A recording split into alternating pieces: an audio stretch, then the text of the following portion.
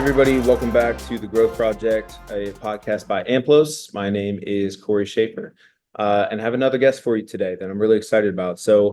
I'm going to spend some time here talking with Chad McGehee. He is a meditation teacher, scientific collaborator, and trusted coach working at the intersection of elite performance and rigorous meditation training. At the University of Wisconsin Athletic Department, Chad became the first ever director of meditation training in major college sports. He's an honorary research affiliate of the Center for Healthy Minds at University of Wisconsin-Madison and co-founder of Inner Edge Meditation. Chad's work has been featured on ESPN and the Wall Street Journal, NPR, Business Insider, and a co-author in peer-reviewed scientific journals. His training has been integrated into a range of environments, including K-12 education, FBI SWAT teams, the Elite Hostage Rescue Team in Quantico, Virginia, Fortune 500 companies, and elite athletics. So my conversation with Chad, we're going to start with some basics, and I'm going to put the ball in Chad's court to just define and talk a little bit about what mindfulness is.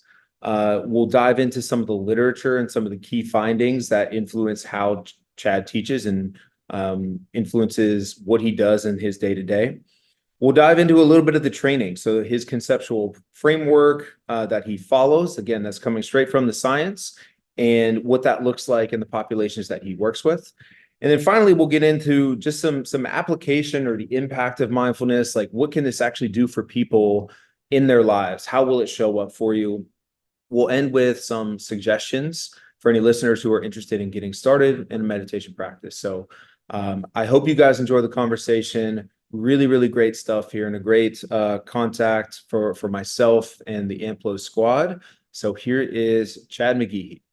All right, Chad. Hey, man, good to see you. Thanks so much for being on the Growth Project. I'm excited about the conversation. Yeah, excited to be here, Cory. Thanks for the opportunity. All right, so Chad, I want you to explain a little bit just out of the gate, title, Director of Meditation Training with Wisconsin Athletics. Just tell our listeners a little bit about your day-to-day and what that entails, and then we'll dive into more specifically just, well, what is mindfulness and what's the literature say about it and so on. Sure. Yeah, so this position, this Director of Meditation Training position, is a first of its kind position in major sports. And the name kind of points to directly where my experience is and what is kind of the science and applied frameworks that we're pulling from, namely from mindfulness and meditation-based programs. So I've been at it for 20 years doing this work, and we'll get into some of the science and applied parts of that. But really, the day-to-day looks like both training, so it's with teams, with athletes, with coaches, with staff, and then research. So we have ongoing programs of research where we're publishing what it is that we're investigating here. Awesome. All right, well, let's talk about, and I guess maybe I led the witness here, okay? Director of Meditation Training, but I think I already mentioned just mindfulness. Is that specifically in kind of the only, let's say, practice of meditation that you guys utilize, or where your expertise lies? Because my understanding is there's, hundreds of different forms of meditation, correct? Yeah, absolutely. So that was even kind of coming into the position, like, well, what do we want to call this position? And to your point, mindfulness is a lot more, the word is more common, it's used more frequently, it has a little more acceptability maybe, but it's just part of the picture of meditation. So we wanted the title to represent kind of what that full picture potentially is. And the mindfulness part is both part of the picture, but it's part of every single picture. It is foundational and it's infused into every aspect, definitely of meditation training, and I would argue into every aspect of whether it's performance psychology or any aspect of our experience. Okay. Well, then you tell me, do we want to just define and explain more of what mindfulness is, or do you want to explain more of just broadly meditation? Where do you want to go? Yeah, both sound fun to me. Let's jump into like the mindfulness part first, because I think that can be helpful. So when we say mindfulness, I think it's important to kind of begin to agree on terms to a certain degree, or kind of how we're using it. So there's different definitions that we could use. There's a classic Jon Kabat-Zinn definition that is Mindfulness is the awareness that emerges from paying attention on purpose in the present moment without judgment. So that's a lot of words in there. And one of the unique things about mindfulness, in my opinion, is that it's not about the words, it's not about the concepts, it's about experiencing those aspects in an embodied way. So, what does it mean to be present, paying attention on purpose in a non judgmental way? And how do we train to be able to do that? Or another definition that I love comes from collaborator Amishi Jha, that has to do with we're paying attention to present moment experience without conceptual elaboration or emotional reactivity. So again, how do we do that? So George Mumford, the famed mindfulness coach who did work with Coach Jackson, Bowles, Kobe, those teams. He talks about the eye of the hurricane. So it's that stability that's there, and we get pulled into the storm. So I think that's how we can sort of think about it, both at kind of a procedural level and more of an experiential level. But the question then becomes, what are we doing to train to experience that moment after moment after moment? Because we also know from the research that these foundational capacities of mindfulness, the number one thing that degrades them is stress. So if we're not training for them in a regular way, we shouldn't expect them to show up in a regular way. Yeah, really good stuff there. Well, why don't we dive into some of the literature? Like, what do we know? What would have been some of the key findings? Again, I know this is a space that you're so well versed in and have spent years in. And so what do we know from the literature about, I guess, mindfulness in general, or the impact that it has? Yeah, so off the bat, it's really important to acknowledge that we are early days in this research. Even 15 years ago, there were only like 2-3 publications a year investigating mindfulness. And now there's been an explosion of research. And this is across domains. And so even if we limit ourselves to kind of in sport or performance psychology, it's been even more recent, what the research is telling us. So there's reasons to be hopeful, but we just need to acknowledge that it's early days, especially when we think about what are the populations that this research has been done in. We're just beginning to understand. So a bunch of caveats there. But what are some of the reasons to be hopeful? So a couple of the things that I think we've published that have been really cool. So when I first started doing this work in performance populations, we did it in law enforcement. So we did it across a range of local federal law enforcement. And we see things like reduction in perceived stress. So these officers' worlds didn't get any less stressful, but how they perceived it was different. Thus, they had a different impact on them. We saw a decrease in anxiety and depression symptoms. And these officers weren't selected into this sample because of anxiety or depression. This is just a general sample of officers. And as a normal part of their overall training, we saw reductions in clinical levels of anxiety and depression. Well, similarly, we saw reductions in PTSD symptoms. So PTSD, of course, many of us can think of PTSD as more kind of critical incident, encounters, and those are important, and we need resources there. But there's estimates that 30% of the US population has clinical levels of PTSD. So we're starting again to see clinical impacts in non-clinical populations. And sleep, we saw massive impacts in sleep. And of course, sleep, is a foundational performance well-being factor for all sorts of things. And then, yeah, go ahead. No. Keep going. No, hit it, man. No, I was just gonna say, transitioning, like, have you personally done the research with the general population, or what does that look like? How has that transferred into performance populations? So perfect. That's right where I wanted to go. So, what some of the research that we published recently at UW, which I'm excited about this research for a bunch of reasons. But one thing I think of note that's interesting about this research that we've been publishing is it's some of the first research that's looked at mindfulness and meditation training at this level of athlete, kind of at this tier of performer. And so the most recent study that we published, these data come from Badger Volleyball, which is one of our higher performing programs, kind of championship level every year seeking program. And this is after they had integrated the training for a couple of years. So it's just a normal way of how this program operates. And the strength coach asks his daily strength coach questions. And a couple of years ago started to ask, did you do a mindfulness practice this day? So we started to see is the relationship between any of these variables. So this is what we see. On the days that the athletes do a mindfulness practice, they have statistically significant improvements in mood, energy level, muscle readiness, and readiness to train. So same day impacts. The findings on mood and energy level replicate findings in the literature. The findings on muscle readiness and readiness to train are novel in the scientific literature. So we think about those four, I think about them as kind of foundational performance and well-being factors.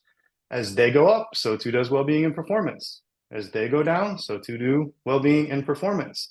And in elite performing environments, whether it's sport, business, tactical, we are pushing as hard as we can oftentimes without falling off the edge. So this is starting to point to, this is a reliable way to tick those foundational performance factors up. And of course, we're interested in the business of fractional advantages, kind of compounding day after day. The other finding out of that study, which is a really cool finding, is we also looked at sports med data. So we looked at injury data. And what we saw there was the day after the athletes did a mindfulness practice, there was a reduction in the incidence of injury by 58%. So this is a massive number. And frankly, Cory, I think this is the sort of number that has the capacity to change the way that sport is trained forever. Because what athlete, what coach, what strength coach isn't going to want to reduce the likelihood of incident of injury the following day? Yeah, based on, the initial conversation that you and I had, I was so fascinated by all of that, but specifically that one. And even with one of my clients in the sport world, I sort of just noted that, hey, there's some initial research that's showing that potentially mindfulness can help reduce, injury. Now that needs to be replicated. I gave him all the caveats, right? I learned from you, man. And I gave him all the caveats. But I had introduced mindfulness to this individual previously. So he was aware of it, but never really fully adopted it. Okay. And I was kind of bringing it back around because of that specifically. I said, hey, this might be something that, you should keep in the back of your pocket. Like you're playing at the highest level. And I said, if there was something that you could do that could reduce your injury by, even if it was 5%, would you do it? And he said, if it could reduce my injury by, 100th th at the end of a percent, I'd probably do it. And so to your point, these things like really, really do matter.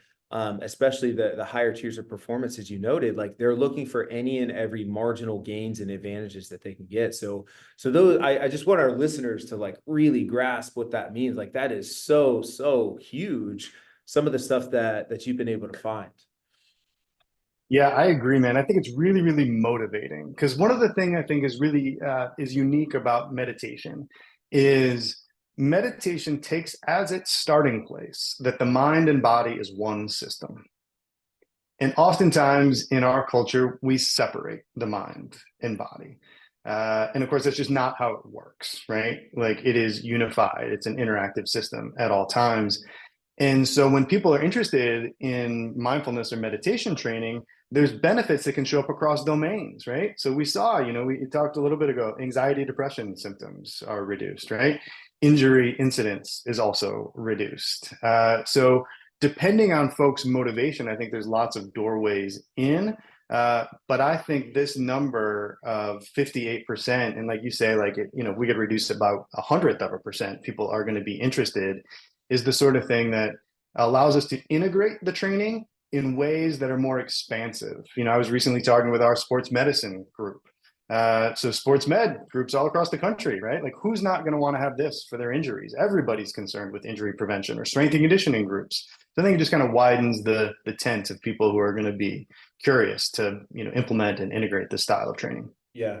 Is there anything else here that you want to hit related to just continuing to explain, mindfulness or some of the impact or what you're learning or seeing in the literature? Or do you want to, can we transition now to, okay, you've got my interest in like, how do I train it? What do I do? Yeah. Well, let's, and so maybe I'll take that as like a segue into that area. I don't want to, Sure. I don't know what question No, you're it's going to perfect. ask, right? But I think there's like a bridge between, what do we know in the literature and kind of how do we train? So that bridge is, the research literature that my work is based in is what we might think of as mindfulness-based program literature, which has some crossover, but is different from the sports psychology literature. And so I think that creates an interesting empirical question, right? An interesting scientific question of like, in the mindfulness-based program world, one of the things that is taken as central is how do we train teachers to have the competencies to teach mindfulness, including things like having a daily practice, going on multiple silent retreats. There's really cool work, especially coming out of the UK, where it's been integrated into their national healthcare system about teacher competencies. So what happens when we train folks up based in programs that kind of are rooted there? And what are the benefits and how are they helpful or not so helpful in different performance environments? So that's an empirical scientific question that we can investigate and explore, but it definitely informs the way I go about training and how I go about training folks, is that it is not mindfulness kind of as a tool or a strategy. It's mindfulness as foundational capacities to be able to arrive to every moment with these skills. Okay. Okay. So talk us through then, what does that look like? Or when you're getting in front of, teams and groups, whatever it might be, what are we actually doing? How long does it take? Like what, what are the length of the programs, all those things? Sure. So I think, at a big level, and this is something that probably you and I share in common, Cory, and probably even folks listening, the way I think about the work is strength and conditioning for the mind. And so we need to just kind of orient that way. So we're not sitting around waiting for a problem to happen and then say, okay, now we need to do something about, what's going on in my internal game. We're training for it in advance, just like we train for the body in advance.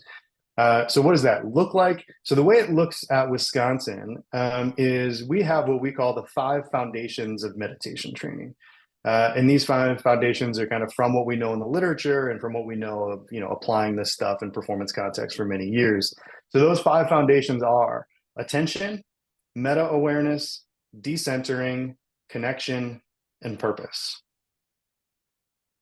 So happy to go through and talk about those in any way that's helpful. But those first 3 of attention, meta-awareness, and decentering, that's mindfulness. Those 3 things together interacting with each other. Can you break each one of those down? Because I think, again, just so we have a little bit of clarity on exactly what each one of those means. Yep, absolutely. So attention, is our attention where we want it to be? There's a classic study that was done at Harvard a number of years ago where they find that people's attention is wandering 47% of the time.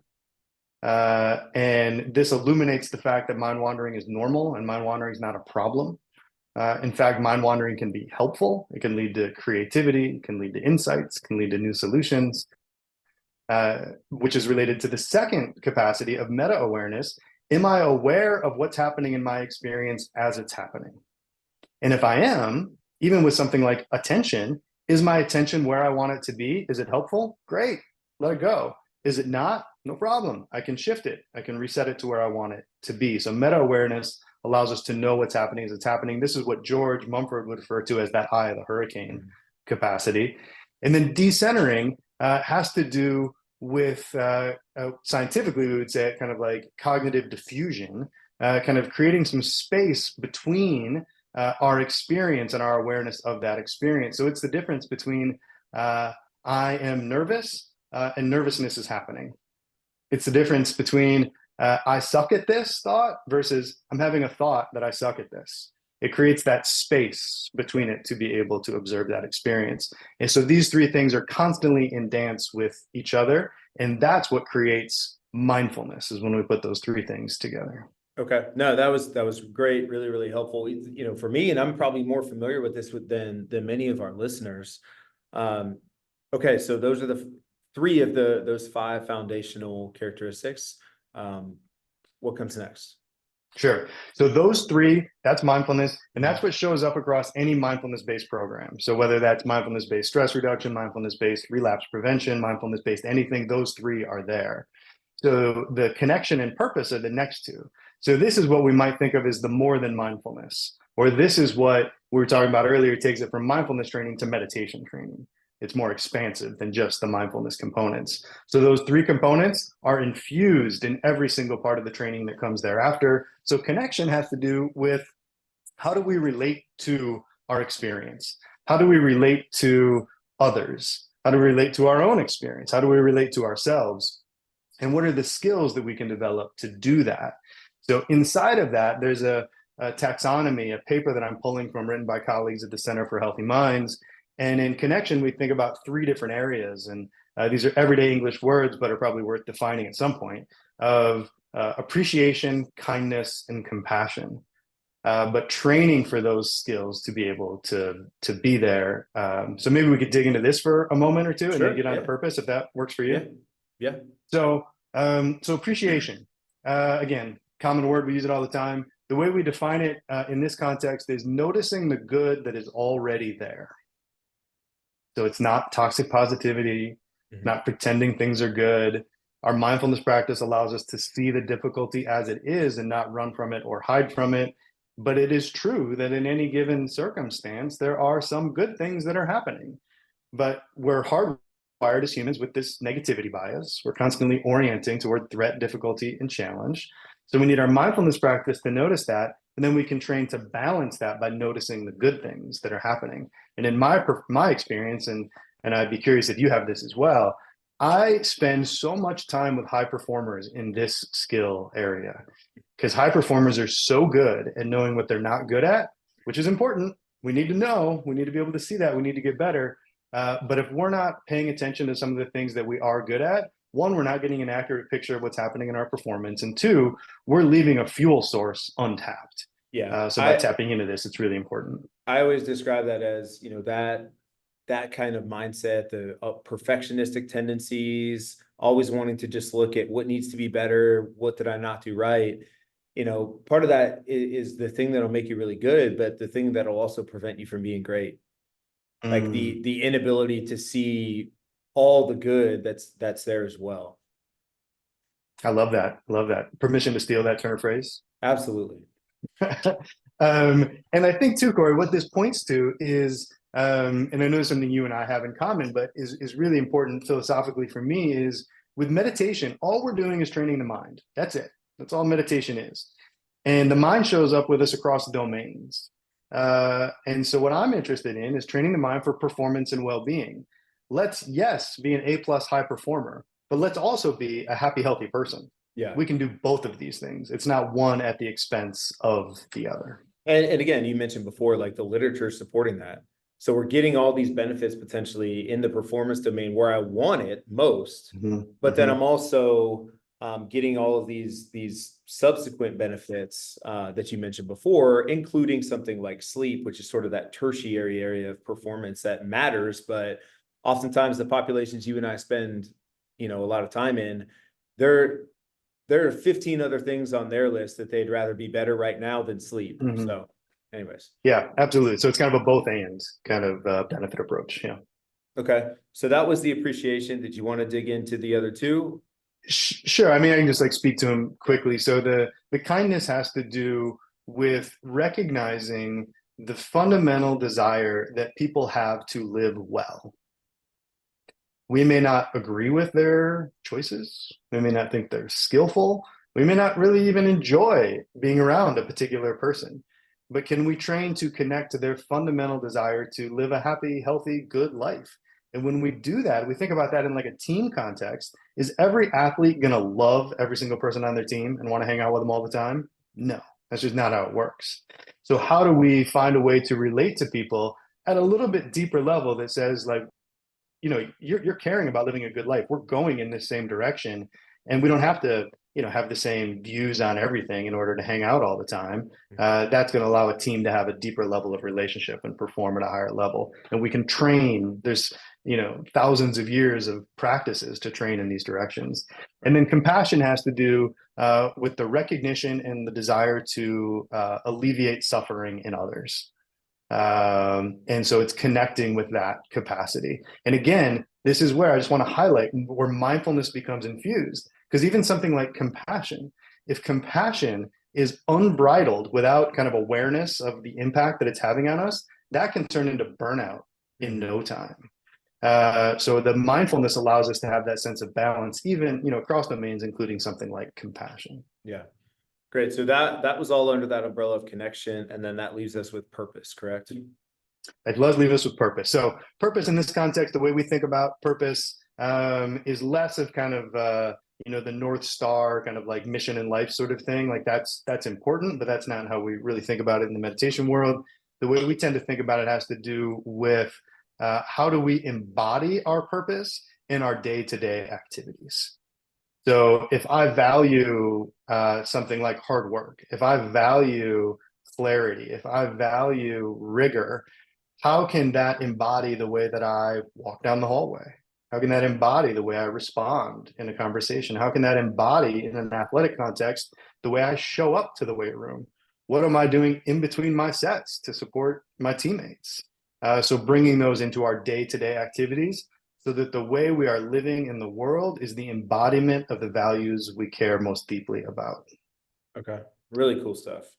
All right. So what do these protocols look like then? So those are all the foundational elements of it. What does this actually look like in the training? Yeah, great question. So, one, we're figuring it out, man.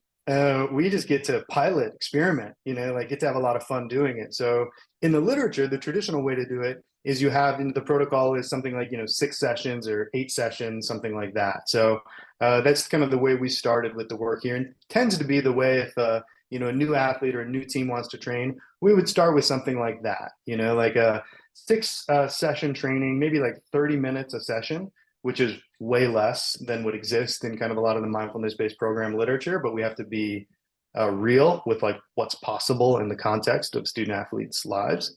So like 6 30-minute sessions, and in each one of those sessions, we would go through, those 5 foundations, one each session. And we talk a little bit about what's the way this supports your performance, how does it support your well-being, a little bit of the science for it. And then we get in there and we practice. We do the meditation. We actually do the training, both the kind of little bit longer guided practices, and those can be anywhere from 2 minutes to 10 minutes. I tend not to go over 10 minutes. It's just a long time for folks who are new to practice. And then we always talk about application. So like, what is this going to look like between now and next week? How's this going to show up for you? Where are you going to integrate it? And then we just cycle through each week, check in. Well, what were the good things that happened? What were the obstacles that emerged? How can we work with those, kind of ameliorate misunderstandings that may be coming up? And then that creates those 6 sessions, kind of a foundational training that we can then build from after that as the work continues to integrate into a team or an individual's life. Now, I know you can't dictate this, but in general, do you tend to see enough openness and buy-in and even some growth mindset enough that by the end of these 6 sessions, let's say, is the expectation that many of these student athletes, like they're starting sort of their own practice and they're doing this on their own time, just day to day? Yeah, so I think my expectation at the end of this is for the student athletes to walk out of there with a solid understanding and experience of what meditation training is. So that if and when they may want to continue, and for many of them, that is kind of immediately, right? They're like, all right, I want to get this into my rhythm, right? Whether it's a daily thing or a twice weekly thing or whatever it is. Or sometimes it'll be the case that, and this is the benefit of being in an athletic department, is, we do this training when they're a freshman. And then all of a sudden, 2.5 years later, something clicks and they say, oh, remember that stuff we talked about, man? Like, can we pick that back up? Because for whatever reason, the time is right to engage a little bit more deeply. Or, I even hear that from alumni, as I'm sure you do, right? Like somebody hits you up and says, I'm 2 years down the road and now it clicks. So my orientation is, I think it's a really bad idea to make people meditate. Sure. Yeah. I completely agree. I think it's a great idea to expose people to what it is. And then to be able to be there to support them, as they're ready to integrate more deeply. Okay. For those though, I guess, and let's say for our listeners, like what would be a starting point? And maybe now this is sort of bridging the gap and starting to shift into true like application, but like where do I begin? And if I wanted to do this, is this, pointing people to, the apps like the Headspaces, the Calms? Is this something that they should or can be doing just on their own? You know, set a timer on your phone for X number of minutes. What would your suggestions be there? Yeah. So I think there's a lot of good options. So there are, we live in a time where we have really good apps for mindfulness and meditation. So some that I think are good. I think Calm is great. I think Headspace is great. Um, they have, some free content and then some of it's behind a paywall. So people need to know that. I think a really good app that I recommend all the time is called the Healthy Minds Program. And so this is an app, full disclosure, was created by my colleagues at the Center for Healthy Minds research group here at UW-Madison. But one of the reasons I really like it is that includes both the science and the training together. So folks can learn some of the conceptual things and have the practices available to them. It's completely free and gets New York Times Wirecutter top meditation apps every year. So that's a really good one. But one of the things that comes up with any app is you can't ask an app a question. You can't share an app with an app your experience and kind of get feedback from that app on maybe misunderstandings that are there or opportunities to further your practice. And that's where working with a human who's further along on the path becomes really, really helpful. So that can look a bunch of different ways. That can look like, working, with a coach in somebody like you or I who can support them to do that. Or there's lots of really great mindfulness programs that exist just in the community. The most common is mindfulness-based stress reduction. This is oftentimes housed at medical centers, and this is an 8-week protocol that it gets offered in person or gets offered virtually, so people can do it wherever, options all across the country. Because one of the amazing things that happens reliably when folks do this practice is they come in with the idea that they're supposed to not have their minds wander. They're supposed to be locked in at every moment. And so you need somebody to say, no, that's just not possible. The mind is going to wander. And other examples like that. So being able to work with somebody to support somebody new to the process, I think is really important to have that community. Yeah, no, that's a really, really great point. All right, so let's just say I do this, and I guess sort of the true application then of like how does this impact my life beyond some of just the findings, I guess more from your own personal experience. Like how does mindfulness end up like showing up for me day to day? Yeah. So just building off like the personal experience thing. So yesterday I was so aware of the benefit of my own practice. So I had a really cool opportunity to speak at the Wisconsin State Capitol yesterday. And so you can imagine, right? Like, and you present publicly regularly, right? So like presenting is fun and like not that big a deal, but man, I could really feel the pressure, right? Like this just felt different, right? Like I had my fancy shoes on, right? It's in like, the cool room where the railroad barons used to meet sort of thing, right? And I had prepared just like I had normally prepared. It was a flash talk setup, right? So a little more pressure because you just had like the 8 minutes to, do my thing. And I could feel as I was listening to the previous flash talks, like my nervousness start to rise up, right? And I was aware of it. I could feel it in my chest. I could feel kind of body temperature rising up, right? I could feel just kind of like the energy like pulsating through. So there was okay, this is what's happening. And then just kind of noticing the places of tension, just that noticing allowed them to settle a little bit, giving my mind a job to do, giving attention a job to do. So then I just kind of brought it back to some present moment anchors. I actually then looked around the room and just took in some of the good things that were there, some like the beauty of the granite stone, and then settled back in, went up, did the talk. And then midway through the talk, my son came in, right? 8 years old. And man, it was just this rush of support, of care, right?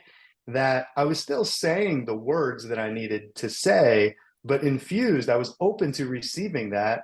And frankly, it just brought a little bit of like levity into me. Not that I was like too serious before, but and then afterwards, got to talk to a bunch of people who were curious about it. So then I was just present for the curiosity of like, okay, like this is what I shared. but what's possible now with you and your expertise, whether it's as a legislator or scientist and somewhere else across campus, like what could we do here? So I think that being aware of that internal experience and being able to regulate it to perform well, being able to be fully present while doing it and kind of absorb new experiences along the way. And then after that, what's possible after? Am I still swept up in what happened before? Or can something now new emerge with these conversations that I'm having afterwards? Yeah, yeah, such a cool description, and it just resonates so much with me. I got to do something really cool, similar, and get in front of a group, and I had enough awareness to recognize like a week out that like there's already like a little more juice for this than just a normal talk. And so just the awareness of that kind of throughout the week, and then I could as you mentioned, sort of just redirect things as I wanted to, and feeling it then the morning of, and getting into the space and feeling like the next spike. But as you noted, sort of like, hey, just take a couple deep breaths, kind of slow down, give my mind something to focus on, like all those things. It's really cool to hear you describe that, because those were very, very similar experiences for me. And I think as you're talking, like what I want our listeners to understand is, a lot of people, let's say, who aren't training mindfulness, is like, they're probably going to feel all the same things, but they don't know what to do with them. And the interpretation of them is very different. And so then they end up feeling hijacked by what they're feeling, instead of just acknowledging that it's there and sort of appropriately managing and sort of finding themselves in the space that they want to be in, to where they can still perform. And so I wanted to throw that out there. And I have a feeling you agree with a statement like that, but I don't want to, steal your No, I thunder. mean, I couldn't agree more. It was, beautifully said. I think to put like the kind of conceptual piece over that, right? Like, if mindfulness is present, if the ability to be aware of experience as it's happening without being swept into the storm, without being swept into the reactivity, it is a superpower. It gives us this tremendous capacity to then choose what to do next. Because something like nervousness is going to happen. We're humans. Doubt is going to happen, right? Regret is going to, we're all going to make, these things are just normal part of being a human. But do we have step one, awareness of it when it's happening? And then step two, skills to be able to work with it. And again, that awareness, this is where I think mindfulness and meditation and the work that we're doing at Wisconsin can make a big contribution to the field. Is we can't just assume that it's there. We have to train for it to be there. And oftentimes we just say self-awareness is important. Great. What are we doing to train for it? Because if we're not training for it, the science is really clear that those capacities are going to degrade over time, especially degrade in kind of moments of intensity where we most need them. So let me maybe give another example of what this looks like, not in my life, in a team that I get to train with. So this comes from Badger Volleyball. And so Badger Volleyball 2021 National Championship. We're playing Nebraska. These are our arch rivals. Goes to 5 sets. And we thought we had won the championship, right? Like the team storms the floor. And then the Nebraska coach challenges the call. Our team returns to the sideline, confusion, ambiguity, worry.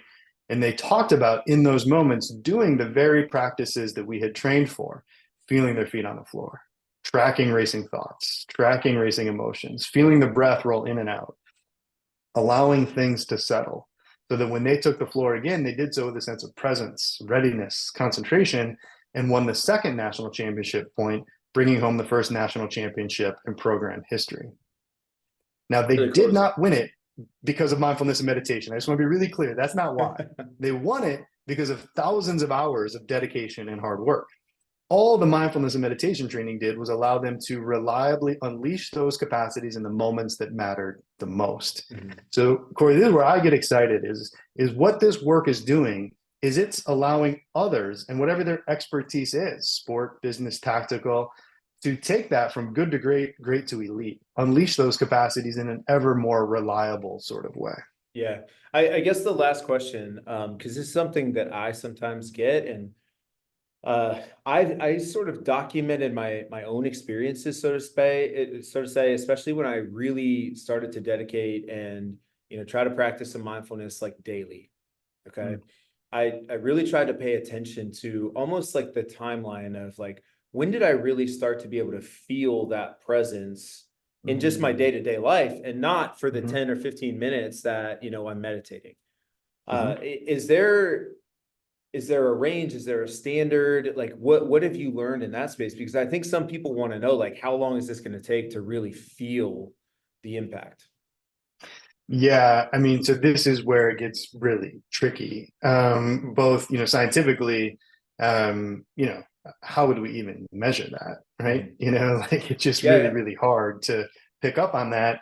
But more from just kind of like an anecdotal, yeah. lived experience of training with, so many people for so many years is a couple things, especially when somebody's working with somebody else to help train in these capacities, that can help speed up that process.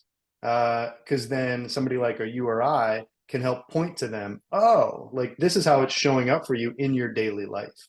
When you were, to use a student athlete example, a student athlete was in here the other day talking about how they noticed when they were walking into the facilities, they were aware of their mind starting to kind of move into more of a anxious state, Mhm. just kind of nervous for what was coming. They knew it was going to be a hard practice. And then they caught themselves. They had that moment of meta awareness. They were able to bring their attention back to their body, just feel their body walking in. And instead of kind of spiraling into that, worry about what practice may be like, then they were able to just kind of walk into the facility in a different way, thus supporting their performance at a higher level.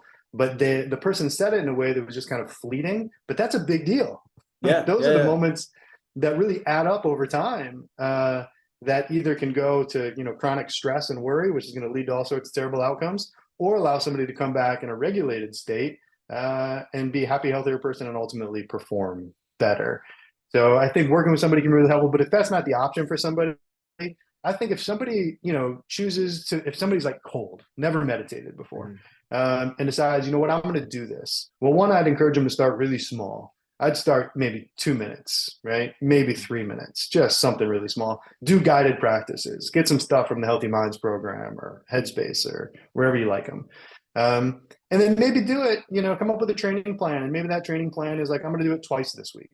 I'm going to do it 3 times this week. And then adjust for the next week. But commit to doing some sort of training for, I'd say, like 4 or 5 weeks. And then at the end of that, what are you noticing? How are things going? So it tends not to be, and there'll be some benefits that'll keep Sure. folks coming back. There's a classic story of this guy. A friend of mine was teaching a mindfulness class, and this guy was kind of like mid-career sort of thing, right? Like cranking away professionally, family, kids, the whole thing. Takes his mindfulness class, and then this was an 8-week class. At the end of the class, tells his family like, "I did it. It was cool. I learned some things. But like, I don't think I'm going to continue." And his wife and kids are like, "Are you serious? You've been so much easier to talk with, so much more pleasant to be around." So it just kind of goes to point that for us, right, kind of like it can be hard to notice in ourselves some of Mhm. those changes.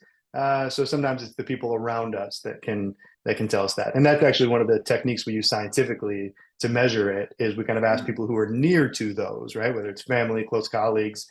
Oftentimes they can notice some of those changes before the first person can notice it Yeah, themselves. really, really cool stuff. All right, let's kind of push to a close. Any, I guess, just final thoughts, suggestions, resources that you want to point our listeners to? Yeah, absolutely. So I think a couple places, depending on like where folks' interests are. So because if you just Google mindfulness and meditation, like who knows what you're going to get. The reality is it's an unlicensed field. So anybody can just hang a shingle and say that they teach mindfulness and meditation. So it's important to go to places that have some quality content. So for folks interested in science, I would definitely send them to the Center for Healthy Minds. Amazing research that's happening there, and then a link to other kind of high quality orgs. A group that I think does a really good job of bridging the gap between science and application is the Greater Good Science Center at UC Berkeley. And they do mindfulness meditation and more. They do all sorts of what we might consider kind of human flourishing sort of science and application.